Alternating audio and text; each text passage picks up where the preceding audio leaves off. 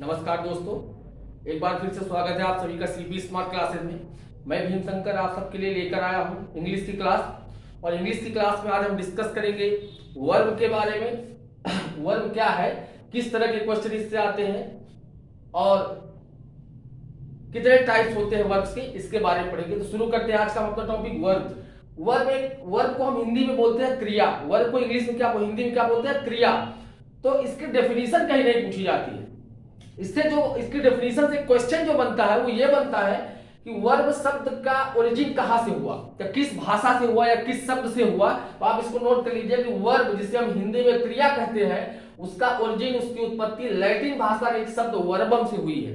क्या लिखेंगे, वर्ब शब्द, वर्ब जिसे हम हिंदी में क्रिया कहते हैं, उसकी उत्पत्ति लैटिन भाषा के एक शब्द वर्बम से हुई है। वर्बम का अर्थ होता है कोई कार्य, यानी एनी वर्क। वर्बम का अर्थ क्या होता है, कोई कार्य यानी एनी वर्क। तो ये हो गई हमारी वर्ब। वर्ब आखिर होती क्या है, तो वर्ब और कुछ नहीं होती है।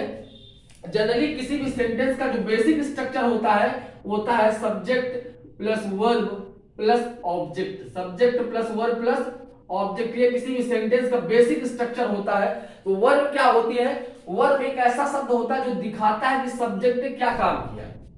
यानी हम कह सकते हैं कि a verb is a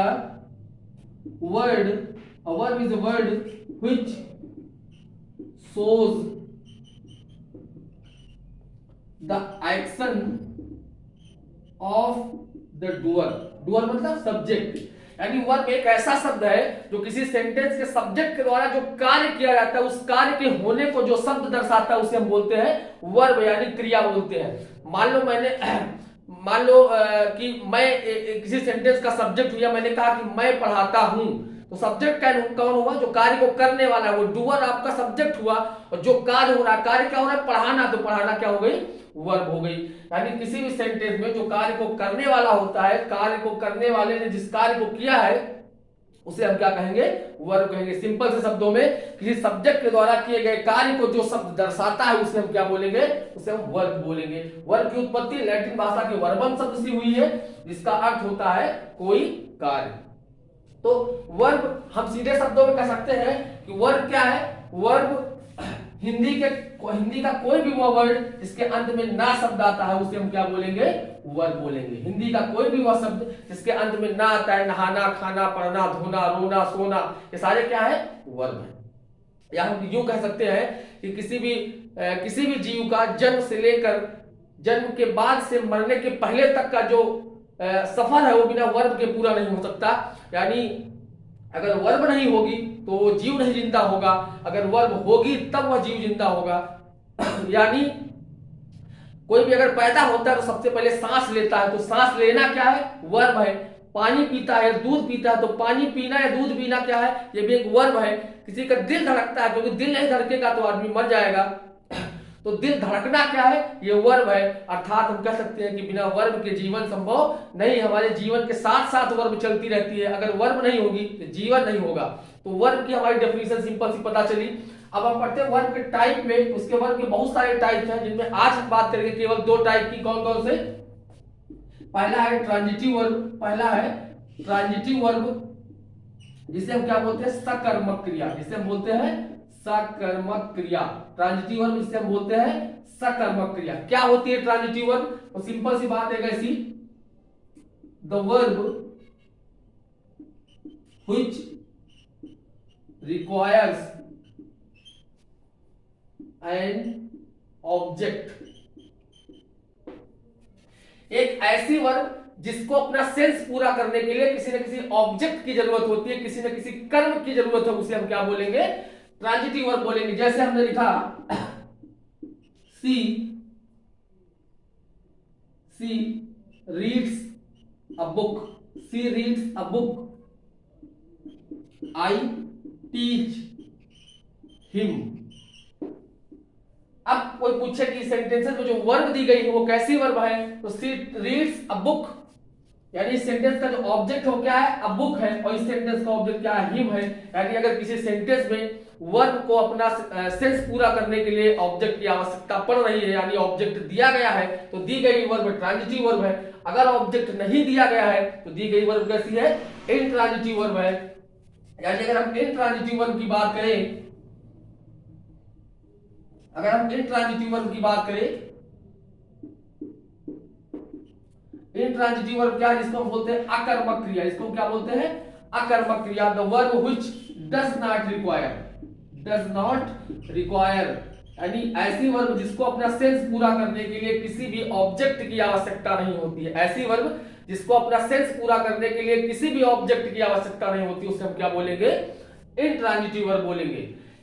question ये उठता है कि आखिर हम पता कैसे करेंगे कि दी गई वर्ब ट्रांजिटिव है या इंट्रांजिटिव है। तो सिंपल सा तरीका है कि अगर किसी सेंटेंस में जो वर्ब दी गई है, किसी भी सेंटेंस में जो वर्ब दी गई है, आप लोग नोट करते रहें, किसी सेंटेंस में जो वर्ब दी गई है, अगर उस वर्ब से हम दो चीजें लगा के क्वेश्चन करें, या तो हम क्या लगा के क्वेश्चन करें, या फिर किसको लगा के क्वेश्चन करें। इंग्लिश में हम कहें तो या तो व्हाट लगा के क्वेश्चन करें उस वर्ब के ठीक पहले, या फिर whom लगा के उस वर्ब के ठीक पहले क्वेश्चन करें।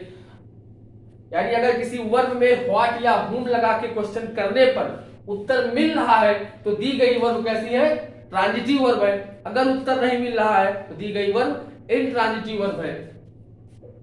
यानी अगर क्या लगा के उत्तर मिल रहा है तो हमको एक ऑब्जेक्ट मिलेगा, वो ऑब्जेक्ट कैसा होगा, डायरेक्ट ऑब्जेक्ट होगा। अगर किसको लगा के उत्तर मिल रहा है तो हमें जो ऑब्जेक्ट मिलेगा वो इनडायरेक्ट ऑब्जेक्ट होगा।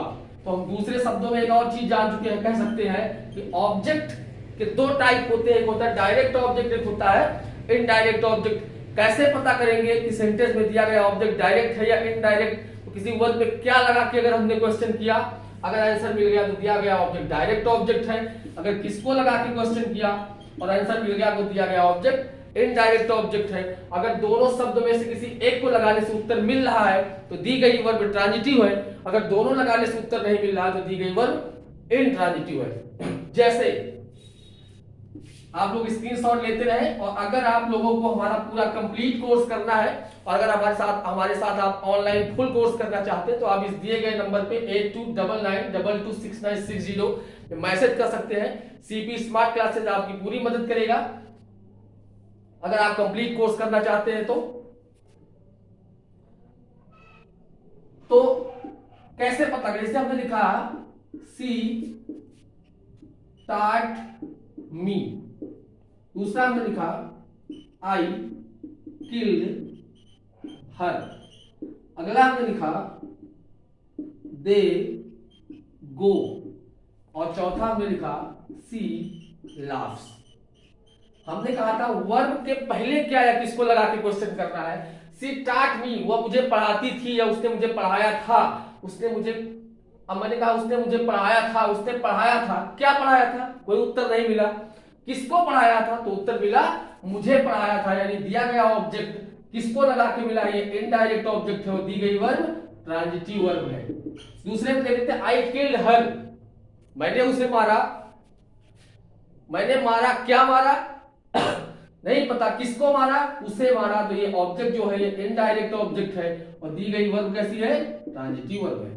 यानी क्या या किसको लगा के, अब दे गो वो जाते हैं, वो क्या जाते हैं, नहीं आंसर मिला, किसको जाते हैं तब भी आंसर नहीं मिला, यानी वर्ब कैसी है, इंट्रांजिटिव वर्ब है। और सी लाफ्स, वो हंसती है, क्या हंसती है, किसको हंसती है, कोई आंसर नहीं मिला, यानी वर्ब कैसी है, इंट्रांजिटिव वर्ब है। सिंपल सी बात है, अगर क्या या किसको लगाकर उत्तर मिलता है तो दी गई वर्ब ट्रांजिटिव है, और अगर क्या या किसको लगाकर वर्ब के ठीक पहले क्या या किसको लगाकर उत्तर नहीं मिलता है तो दी गई वर्ब इंट्रांजिटिव वर्ब है। और ऑब्जेक्ट अगर क्या लगा के उत्तर मिल रहा है तो दिया गया ऑब्जेक्ट डायरेक्ट ऑब्जेक्ट है, अगर किसको लगा के आंसर मिल रहा है तो दिया गया ऑब्जेक्ट इनडायरेक्ट ऑब्जेक्ट है। तो आज हमको दो टाइप पता चले वर्ब के, ट्रांजिटिव और इनट्रांजिटिव। ऑब्जेक्ट के आधार पर वर्ब दो टाइप की होती है, ट्रांजिटिव और इनट्रांजिटिव। ऑब्जेक्ट के दो टाइप पता चले। अगले वीडियो में नेक्स्ट टाइप की जो वर्ब के और भी टाइप उन पे डिस्कस करेंगे। तो अगर आपको वीडियो अच्छा लगा हो तो आप इस चैनल को, अगर आप पहली बार है इस चैनल में आए हैं, नए हैं, तो इसको सब्सक्राइब जरूर करिएगा और आप हमसे आप कंप्लीटली अगर जुड़ना चाहते हैं संपूर्ण कोर्स के लिए तो आप हमारे इस नंबर पे 8299226960 पे मैसेज कर सकते हैं। धन्यवाद।